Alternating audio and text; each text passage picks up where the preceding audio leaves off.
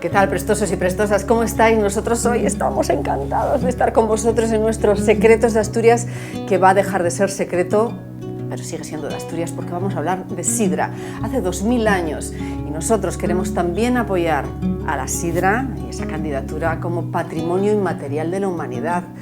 Es un hallazgo impresionante. Vamos a conocerlo.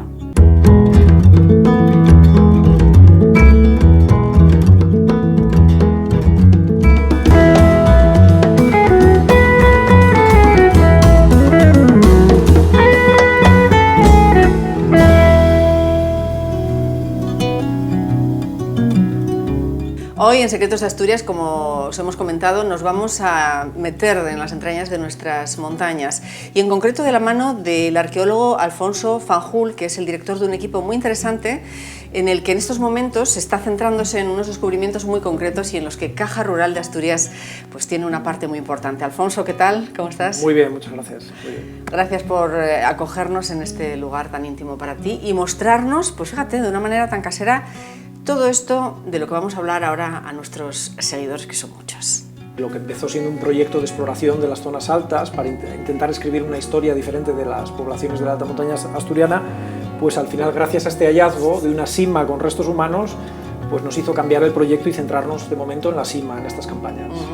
Y habéis elegido 3 cuerpos, son 2 hombres y una mujer, para centraros un poquito en la investigación, y entonces en alguno de ellos habéis descubierto, además has sido tú el que ha tenido la idea, ¿no?, de ¿por qué no analizamos el sarro de los dientes, ¿no? Bueno, como todavía no hemos realizado la excavación arqueológica, son unas primeras exploraciones de la sima, realmente, como decías, tenemos entre 2 y 3 cuerpos, entre ellos una mujer, eso seguro, y al tener de momento una serie de escasos restos humanos, nos hemos centrado al máximo en análisis hasta el punto que queríamos ver incluso el sarro de los dientes de este individuo, que es lo que nos ha dado las grandes sorpresas. Sorprendentemente, parece ser que estas personas podían beber sidra, ¿no? Sí, lo excepcional, aparte del gran dato, que es el hallazgo de algunas partículas que se corresponden con sidra de manzana, aparte de otros alimentos, lo excepcional es que para esta época no tenemos restos humanos, la gente se incinera.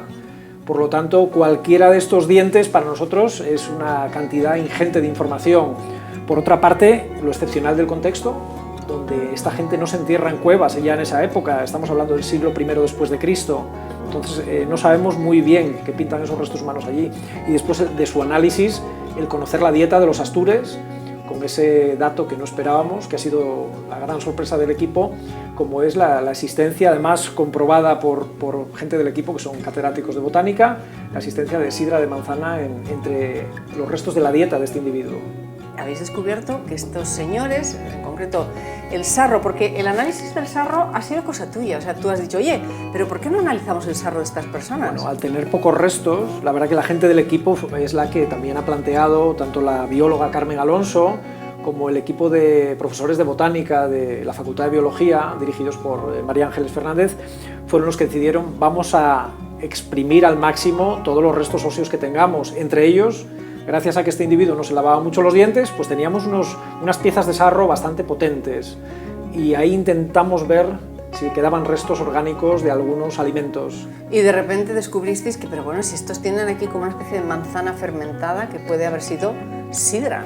Esa fue la gran sorpresa, hasta el punto que estos profesores de biología lo que hicieron inmediatamente antes de certificarlo fue comparar con diversos tipos de sidra de manzana y se encontraron con hasta 3 elementos diferentes, cristales, hongos, que son exclusivos de la sidra de manzana para poder certificar algo que a los arqueólogos en parte ya presuponíamos, sí, que los astures bebían una serie de bebidas fermentadas, sí, de frutas, sí, pero no teníamos evidencias arqueológicas, es la primera vez que tenemos una.